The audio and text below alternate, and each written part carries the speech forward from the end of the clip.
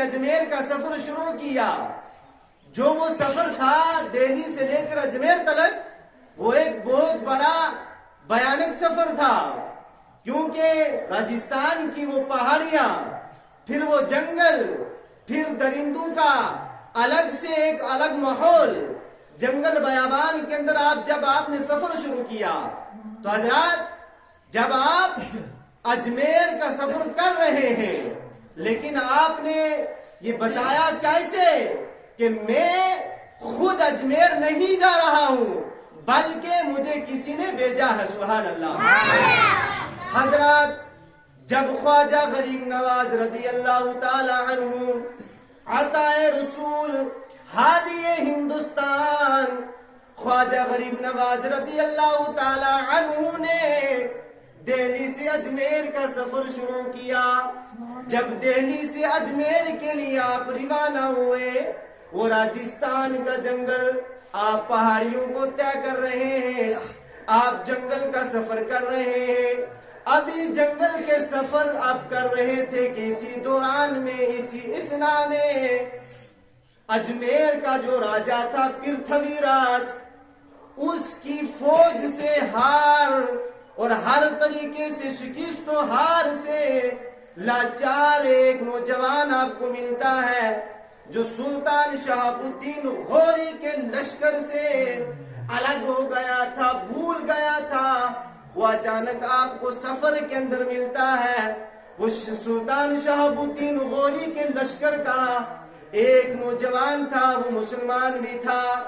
اب جب ان نوجوانوں نے شہاب الدین غوری کے لشکر نے پرتھوی راج کے ساتھ جنگ کی تو اس وقت جو وہ راجہ تھا وہ مضبوط تھا، اس کے پاس جو ہے وہ زیادہ فوج تھی.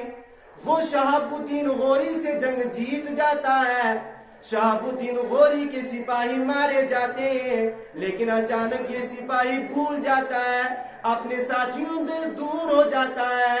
جب ہمارے خواجہ غریب نواز رضی اللہ تعالی عنہ کو دیکھتا ہے، آپ کے ساتھیوں کو دیکھتا ہے کہ یہ تو اجمیر کا سفر کر رہے ہیں، یہ وہاں جا رہے ہیں جہاں راجہ پرتھوی راج کی سبحان اللہ وہ وہاں کا راجہ ہے.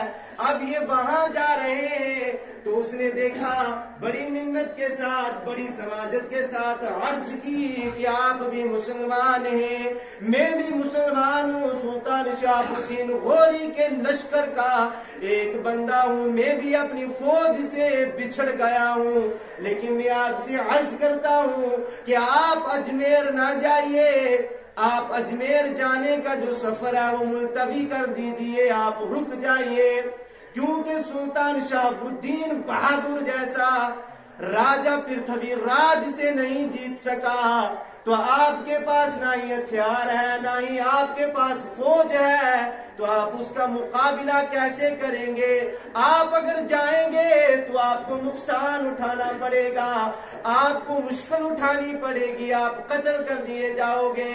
اس لیے میں آپ سے گزارش کرتا ہوں کہ آپ اس سفر کو بند کر لیجئے، آپ یہیں رک جائیے. لیکن حضرات دیکھیے، جب سلطان شہاب الدین غوری کے لشکر سے نکلے ہوئے اس نوجوان نے جب عرض کی، اس طریقے سے آپ کو روکنا چاہا، تو خواجہ غریب نواز رضی اللہ تعالی عنہ نے ارشاد فرمایا کہ وہ تو شہاب الدین تھا، میں تو معین الدین ہوں. سبحان اللہ. یعنی کہ آپ نے فرمایا وہ شہاب الدین تھا، میں معین الدین ہوں، اور وہ شہاب الدین اپنی مرضی سے آیا تھا، اور معین الدین خدا اور اللہ و رسول یعنی کائنات کے حبیب کریم جناب محمد رسول اللہ صلی اللہ علیہ وسلم کی مرضی سے آیا ہے. سبحان اللہ. اور سلطان شہاب الدین کو اپنی فوج پر اور اپنی اسلحہ پر جو ہے یقین تھا، بھروسہ تھا. وہ اس لیے ناکام ہوا، وہ اس لیے کامیاب نہیں ہو سکا، بے مراد رہا. اور اے نوجوان سن اور یاد رکھ کہ اگر کوئی شخص اپنی فوج پر، اپنی اسلحہ پر اگر وہ بھروسہ کرتا ہے تو وہ کمی کامیاب نہیں ہو سکتا، بے مراد رہتا ہے.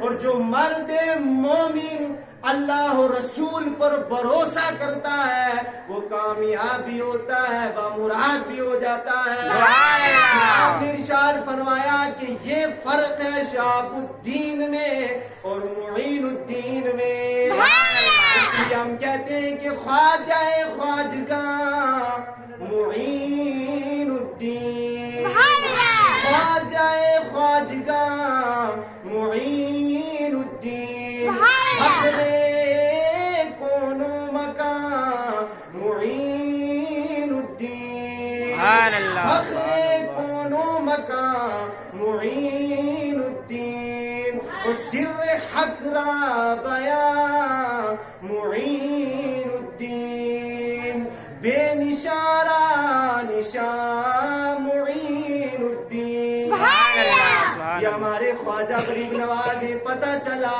کہ جب آپ ہندوستان میں آئے، اجمیر تشریف لے گئے، تو آپ ایسے اپنی مرضی سے نہیں آئے تھے، بلکہ رسول اکرم صلی اللہ علیہ وسلم نے آپ کو بھیجا تھا۔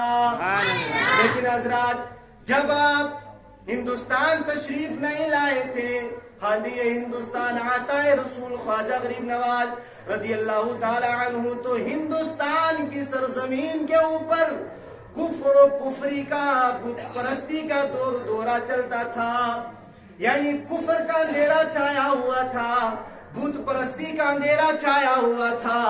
اکثر جو ہے وہ بے حس لوگ، جو اکڑ میں رہنے والے لوگ تھے، ہر طریقے سے گمراہ لوگ تھے، وہ خدائی کا دعویٰ بھی کیا کرتے تھے۔ یہی حضرات ہندوستان کی سرزمین تھی، لیکن خواجہ غریب نواز کی تشریف آوری سے پہلے دیکھیے خدائی کا دعویٰ کر رہے تھے، لیکن جب آپ آئے تو حضرات دیکھیے ہندوستان کے ہر گھر کے اندر علم اسلام بلند ہو گیا۔